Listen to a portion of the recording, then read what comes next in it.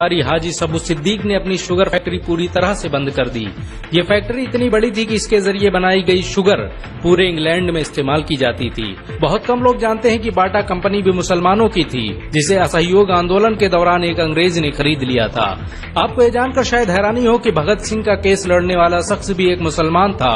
Barrister Asif Ali ने भगत सिंह का case तब लड़ा जब कोई भी भगत सिंह का साथ देने को तैयार नहीं था। इंकलाब जिंदाबाद का नारा देने वाले हजरत मोहानी भी एक मुसलमान थे। उन्होंने ही भारत की आजादी की रूपरेखा तैयार की थी। इतिहासकारों के मुताबिक 1857 में होने वाले विद्रोह में 50,000 उलमाओं को फांसी दी गई और लाखों मुसलमान सरेआम कत्ल कर दिए गए। 1857 में दिल्ली से लेकर कलकत्ता की रोड पर ऐसा कोई पेड़ नहीं था जिस पर मुस्लिम उलमाओं की लाशें न टंगी हो। मुसलमानों ने ही भारत की आजादी के लिए पहली जंग लड़ी। मैसूर के सुल्तान हैदर अली और उसके बेटी टीपू भारत की आजादी के लिए शहीद होने वाले पहले शासक थे। मशहूर क्रांतिकारी अशफाकुल्लाह खान सबसे कम उम्र में फांसी पाने वाले भारत के पहले व्यक्ति थे। बहुत कम लोग जानते हैं कि जय हिंद का नारा एक मुसलमान आबिद हसन सफानी ने दिया था। ये नारा आज भी भारतीय सेना और शासकीय प्रणाली में सम्मान स्वरूप इस्तेमाल किया जाता है। तिरंगे का निर्माण करने वाली सुरैया तैयब जी भी एक मुसलमान थी। उन्होंने ही भारत के राष्ट्रीय ध्वज को वर्तमान रूप दिया था। कानपुर में पैदा होने वाले अजीमुल्लाह खान ने ही मादरे वतन भारत की जय का नारा दिया था, जिसमें बाद में कुछ सांप्रदायिक लोगों ने माता शब्द को जोड़ दिया। आपको ये जानकर शायद हैरानी हो कि भारत का पहला राष्ट्रीय गीत अजीमुल्लाह खान ने ही लिखा था। बहुत कम लोग जानते हैं कि मौलाना कासिम नानोतवी ने दारुल उलूम देवबंद की स्थापना अंग्रेजों को भारत से निकालने के लिए की थी। इस मदरसे का मकसद देश में ऐसे नौजवानों को पैदा करना था जो भारत की आजादी में योगदान दे सके। रेशमी रुमाल आंदोलन की शुरुआत करने वाले मौलाना महमूदुल हसन और मौलाना उबैदुल्ला सिंधी दारुल उलूम देवबंद के ही छात्र थे। मौलाना उबैदुल्ला सिंधी ने सुभाष चंद्र बोस के साथ मिलकर भारत की पहली अस्थायी सरकार की स्थापना की थी और वह भारत के पहले गृह मंत्री भी थे। आपको ये जानकर शायद हैरानी हो कि मौलाना महमूदुल हसन ने ही 1920 में गांधी को महात्मा का लक़ब दिया था। उनका ये नाम इतना मशहूर हुआ कि पूरी दुनिया में गांधी महात्मा गांधी के नाम से जाने जाने लगे। महमूदुल हसन ने ही हकीम अजमल खान के साथ मिलकर 1920 में जामिया मिलिया इस्लामिया यूनिवर्सिटी की स्थापना की थी, ताकि भारतीय शिक्षा तंत्र को अंग्रेजों के चंगुल से आजाद करवाया जा सके। आपको ये जानकर शायद हैरानी हो कि काला पानी जैसी दर्दनाक सजाओं को पाने वाले 90% से अधिक लोग मुसलमान थे। अंडमान निकोबार में आज भी सबसे ज्यादा कब्रें मुसलमानों की हैं। मुसलमानों के अलावा दूसरे लोगों ने काला पानी से बचने के लिए न सिर्फ माफीनामे लिखे बल्कि अंग्रेजों की मुखबिरी भी की। मुसलमानों ने ही अंग्रेजों के खिलाफ सबसे पहले हथियार उठाए। 1772 में शाह अब्दुल अजीज ने अंग्रेजों के खिलाफ फतवा देते हुए ऐलान किया कि अंग्रेजों की गुलामी हराम है और हर मुसलमान पर फर्ज है कि वो अपने मुल्क और देश की आजादी के लिए खुद को कुर्बान कर दे। 1857 में होने वाले विद्रोह की प्लानिंग एक मुसलमान मौलवी अहमदुल्ला शाह ने की थी। वो भारत के अकेले इंसान थे जिन पर अंग्रेजों ने 50,000 रुपए का इनाम रखा था।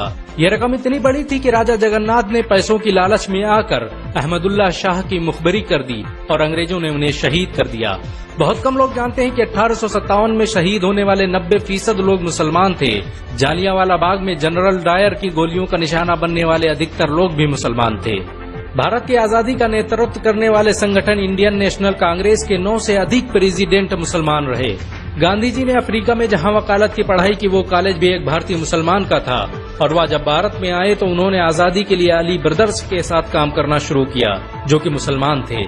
बहुत कम लोग जानते हैं कि 1921 में केरल के मुसलमानों द्वारा अंग्रेजों के खिलाफ लड़ी गई जंग में 3000 से अधिक मुसलमान शहीद हुए थे और 50,000 मुसलमानों के जेल में कैद कर दिया गया था। ये आंदोलन मोपला मुस्लिम आंदोलन के नाम से जाना जाता है। 1942 में शुरू हुए भारत छोड़ो आंदोलन की रूपरेखा मौलाना अबुल कलाम आजाद ने तैयार की थी। संविधान निर्माता डॉक्टर भीमराव अम्बेडकर को पहचान दिलाने में मुसलमानों का बड़ा योगदान रहा है। 1946 में जब भीमराव अम्बेडकर दलित होने की वजह से इलेक्शन हार गए तो बंगाल मुस्लिम लीग ने उन्हें मुस्लिम इलाके से इलेक्शन लड़ने की दावत दी। इस तरह भीमराव अम्बेडकर संविधान सभा का हिस्सा बन सके। अगर मुसलमान भीमराव अम्बेडकर को इलेक्शन न जिताते तो उन्हें कभी भारत के संविधान को लिखने का मौका न मिलता। भारत की आजादी के लिए सबसे ज्यादा लेख, शायरी, गीत और किताबें मुसलमानों ने ही लिखी। अल्लामा इकबाल के जरिए लिखा गया सारे जहां से अच्छा आज पूरे भारत में गाया जाता है। आपको ये जानकर शायद हैरानी होगी कि देश के लिए शहीद होने वाला पहला पत्रकार मौलाना मीर बाकर एक मुसलमान था। भारत की आजादी के लिए मुस्लिम राजाओं और महाराजाओं ने अपने खजाने खोल दिए। कोलकाता के हाजी उस्मान सईद ने अपना सब कुछ भारत की आजादी के लिए कुर्बान कर दिया। हाजी उस्मान की अमीरी का अंदाजा इसी बात से लगाया जा सकता है कि 1920 तक कोलकाता में बनने वाला हर स्कूल और हर बड़ी बिल्डिंग उन्हीं की थी। कोलकाता के पहले सुपर स्टोर कैश बाजार की बुनियाद हाजी सईद ने ही रखी थी, लेकिन बाद में उन्होंने अपनी सारी दौलत देश को दान कर दी और खुद एक किराए के घर में रहने लगे। अमीर हमजा और अब्दुल हबीब यूसुफ मरफानी जैसे मुसलमानों ने अपनी अरबों रुपये की संपत्ति देश की आजादी के लिए कुर्बान कर दी। सुभाष चंद्र बोस द्वारा अफगानिस्तान में स्थापित की गई सरकार में 9 में से 5 मंत्री मुसलमान थे। भारत की आजादी के लिए देश भर में मौजूद मस्जिदों को किलों की तरह इस्तेमाल किया गया। इन मस्जिदों में सुबह शाम हर वक्त भारत की आजादी के लिए ऐलान हुआ करते थे। आजादी के वक्त कोई मस्जिद ऐसी नहीं थी जिसकी दीवारों पर मुसलमानों का खून न लगा हो। इन सब के अलावा ऐसे करोड़ों मुसलमान हैं जिन्होंने भारत की आजादी और उसकी अस्मिता के लिए अपना सब कुछ कुर्बान कर दिया। सच तो ये है कि भारत की आजादी मुसलमानों के बगैर मुमकिन न थी। भारत आज भी आजादी के लिए मुसलमानों का एहसानमंद है।